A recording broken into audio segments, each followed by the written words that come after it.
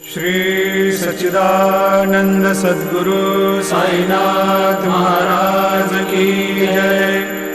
जोडोनिया कर चरणी ठेविला माथा, परिसावे विनंती माझी पंढरीनाथा।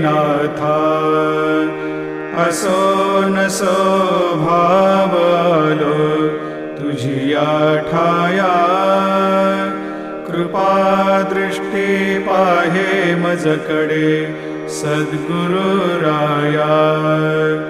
अखंडित सावे ऐसे वाटते पायी, सांडोनी संकोच ठाव थोडासा देई।